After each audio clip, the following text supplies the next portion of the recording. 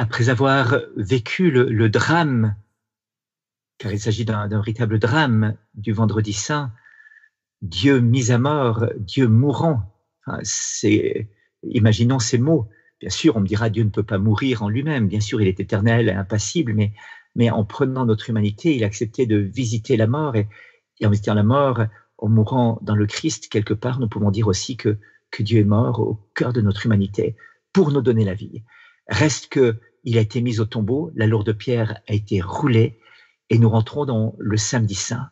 Ce samedi saint, c'est le samedi du grand silence, le samedi de l'absence de Dieu, de l'absence de Dieu. Il n'y a aucune liturgie qui est célébrée ce samedi.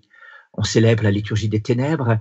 J'ai eu la grâce d'y assister une fois au Saint-Sépulcre à Jérusalem, au mont d'Ethnifada, donc il n'y avait personne. Nous étions seuls avec les moines enfermés à l'intérieur, entendant ce grand chant des lamentations qui est là. J'aime beaucoup cette lecture que nous donne la liturgie des jours de l'Église, une homélie attribuée à Épiphane de Salamine. Que se passe-t-il? Aujourd'hui, grand silence sur la terre, grand silence, et ensuite solitude, parce que le roi sommeille. La terre a tremblé et elle s'est apaisée, parce que Dieu s'est endormi dans la chair et il a éveillé ceux qui dorment depuis les origines. Dieu est mort dans la chair et le séjour des morts s'est mis à trembler. C'est le premier homme qu'il va chercher, comme la brebis perdue.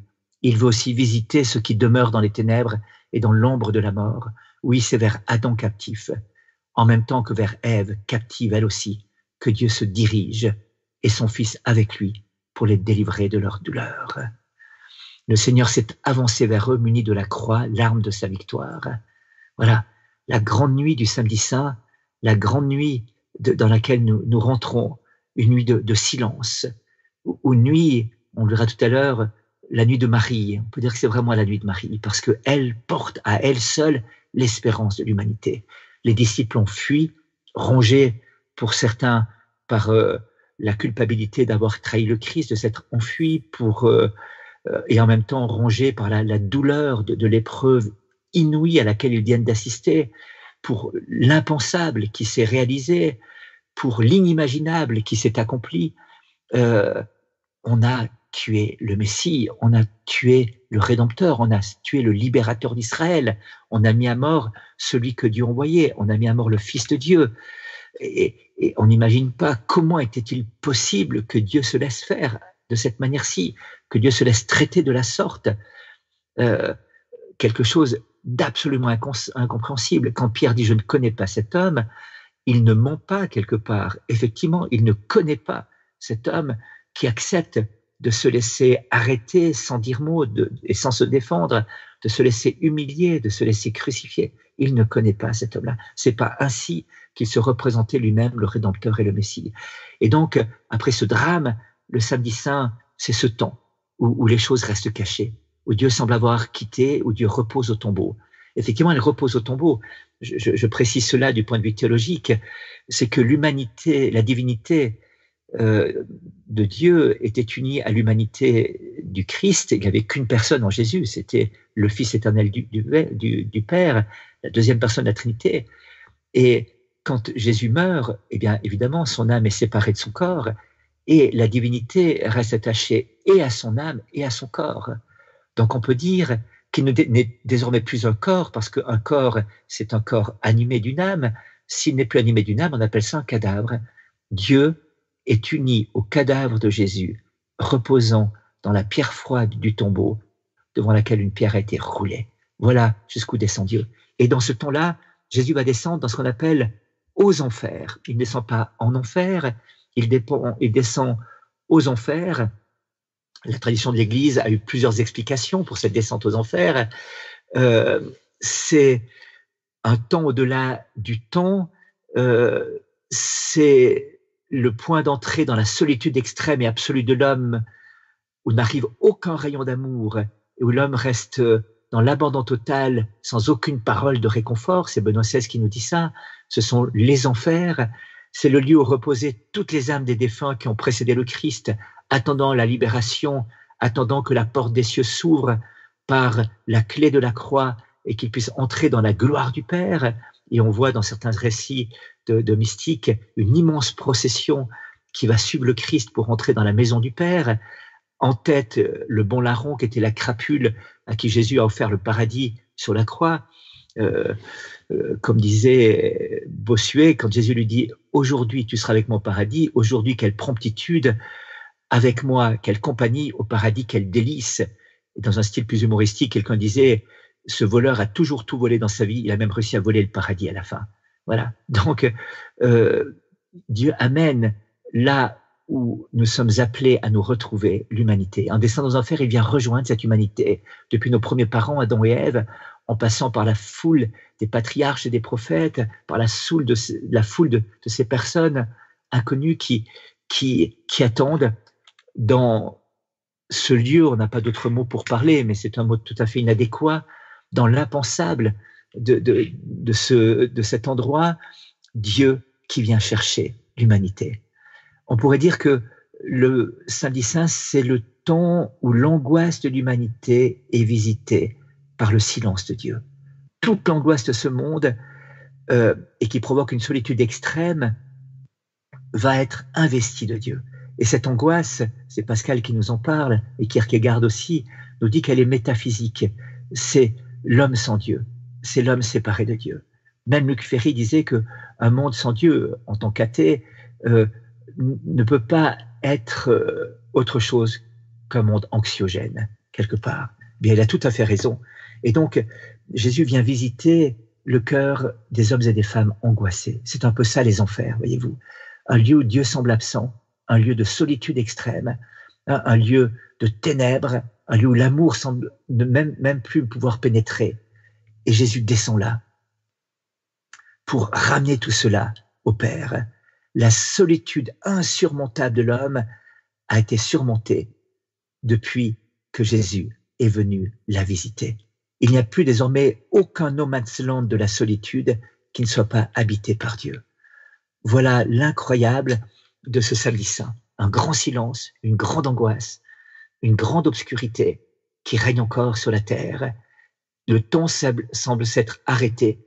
La création semble être suspendue dans un point zéro parce qu'elle s'était éloignée de Dieu, qu'elle va remonter à Dieu, qu'il y a toujours un point zéro au moment où l'on inverse un mouvement, on inverse une courbe, il y a un point zéro. On est au point zéro de l'histoire du cosmos, du Big Bang, il y a 14 milliards d'années en arrière jusqu'à la fin des temps. C'est à ce moment-là que l'on est dans cette incertitude où les choses vont basculer. Mais elles basculent au cœur d'une angoisse, au cœur d'un silence, au cœur d'une ténèbre. Et dans ce grand silence du Samedi Saint, c'est peut-être aussi le silence de notre monde. C'est encore le pape Benoît XVI qui nous disait des choses très belles là-dessus. Essayant d'illustrer ce qui se passe à ce moment-là, il disait on pourrait peut-être prendre cette parabole que le pape François a prise d'ailleurs dans son extraordinaire veillée de prière le vendredi 27 mars dernier, où il invitait tout le monde à prier dans ce drame, c'est encore une dramatique du coronavirus. Il a pris ce texte incroyable de la tempête apaisée. D'abord, c'est une tempête, et Jésus est là dans la barque en train de dormir. C'est la nuit, la tempête se déchaîne, les apôtres sont dans une angoisse inouïe, ils sont sûrs qu'ils vont couler, que c'est la fin, que c'est terminé, et Jésus dort dans la barque. Et alors, le pape François montre que ça correspond à notre temps, mais Benoît XVI l'avait déjà dit auparavant, d'une manière plus philosophique et plus large peut-être, en disant que notre monde ressemble à un immense Samedi Saint. Un monde agité par la violence, un monde agité par l'absence de Dieu, un monde agité par ce grand silence et par une terreur même, par une angoisse qu'il a. Et il dit cette chose incroyable, et au terme de ce Samedi Saint, quand Jésus sera réveillé, en sachant bien qu'il était déjà là, qu'il n'a jamais été absent, lui, de cette nuit, eh bien, on verra la stupidité de notre manque de foi, comme les apôtres, sur la barque. Je crois que c'est un grand appel à une double espérance que nous donne le Samedi Saint. La première espérance, elle est personnelle, justement, pour toutes celles et ceux qui traversent les épreuves d'une dépression, les épreuves de l'angoisse qui les rongent et qui les taraudent, des épreuves terribles sur lesquelles on n'arrive même plus à mettre de mots. Il semble que personne ne nous comprenne quand on traverse ces moments-là. Ces moments où la seule issue semble être parfois de quitter ce monde, eh bien, et qu'on crie vers Dieu et que ce cri semble se perdre dans un espace intersidéral sans réponse, et que Dieu semble dormir d'ailleurs. Dieu est là, Dieu est là. Et c'est là qu'il faut s'approcher de lui, qu'il faut le toucher gentiment. Et quand cette rencontre est faite par la foi, non pas par le sensible, non pas par l'expérience quelque part sensible de cette présence de Dieu, mais dans ce Dieu qui semble dormir, en le touchant donc par la foi, eh bien la tempête va s'apaiser. La tempête va perdre en tout cas son aiguillon mortel. Elle va perdre son côté angoissant. La présence ne vient peut-être pas apaiser tout de suite la tempête, mais vient donner la paix de quelqu'un qui habite avec moi, ce temps d'angoisse. Et puis, c'est la première espérance. Dieu est là dans ma vie personnelle. Dieu est là au cœur de notre monde. Il est vrai que nous sommes en face d'extraordinaires incertitudes dans ce monde actuel, d'une dramatique que nous vivons, sanitaire, économique, d'une dramatique de l'injustice qui est là dans nos pays, entre les pays. Et parfois on se dit, mais où est Dieu au milieu de tant de souffrances ? Eh bien, le chrétien, la chrétienne doit poser cet acte de foi. Dieu est là. La tempête est là, mais Dieu dort dans la barque. Et c'est pas tant le sommeil de Dieu qui est problématique que sa présence qui est salvifique. Sa présence qui change tout. Sa présence, qu'il soit silencieux ou qu'il parle, Dieu est présent. Et c'est à nous de se rendre présents à cette présence. Et cette présence à cette présence se fait par un acte de foi en Dieu qui fonde notre espérance et qui provoque notre charité pour ce monde. Dieu s'est penché sur ce monde et nous nous penchons sur les blessures de ce monde également. Voilà. Je le disais, au cœur du Samedi Saint, il y a Marie. C'est Edith Stein, Thérèse Bénédicte de la Croix, qui est morte à Auschwitz, cette philosophe devenue religieuse carmélite, qui avait écrit un très beau texte, le Samedi Saint avec Marie. Marie, ton Samedi Saint, comment le penser autrement que dans un silence parfait ? Une fois le tombeau fermé, Saint Jean t'a conduite dans la maison où lui-même trouvait l'hospitalité à Jérusalem. Cela s'est passé probablement dans le silence. Le respect devant ta souffrance a dû les garder tous muets. Tu leur as seulement fait comprendre que tu voulais être seul. Il était bien sûr impossible d'aller comme d'habitude au Shabbat et à la fête dans le temple parmi les gens qui l'avaient crucifié et qui te montreraient maintenant du doigt. Être seul était l'unique soulagement. Il fallait qu'une fois les larmes trouvent leur compte. Si le Seigneur avait pleuré sur la mort de Lazare, ne devais-tu pas toi aussi pleurer, après tout, sur ce qui était arrivé ? Sa vie tout entière, qui était ta vie, est apparue encore une fois devant ton âme. Je ne peux pas penser ce temps autrement qu'en ta présence. Ce que fit le Fils pour sa mère en ce jour saint, précédant l'horreur de la résurrection, il n'est possible que de le pressentir. Est-ce qu'avant le lever du jour, l'ange de l'Annonciation ne t'a guidé sans bruit depuis la maison de tes hôtes et conduite jusqu'au tombeau ? Est-ce qu'au tombeau, l'Alléluia ne résonnait pas dans la bouche des anges comme le Gloria dans la campagne de Bethléem ? Dans l'aurore rougeoyante, ne s'est-il pas avancé hors du tombeau, enveloppé de lumière, resplendissante dans le jardin, en pleine floraison, comme au paradis ? Voilà. Marie aurait dû mourir de douleur au pied de la croix et de joie à la résurrection, si une grâce particulière de force ne l'avait pas gardée pour l'Église. Eh bien, le Samedi Saint, c'est ça. Une pierre est roulée devant le tombeau est fermé. Les hommes se sont achetés Dieu pour 30 deniers. C'est pas cher, diront certains. 30 deniers pour un Dieu. On a mis la main sur Dieu, mais Dieu échappe à toute emprise. Dieu va sortir, libre et vainqueur.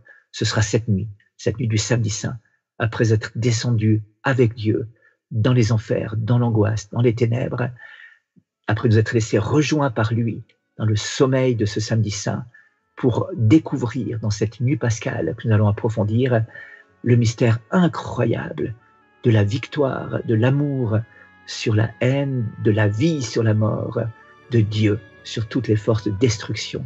Dieu est vainqueur, mais ce sera pour plus tard, ce sera pour cette nuit, au terme de ce grand silence du samedi saint. Amen.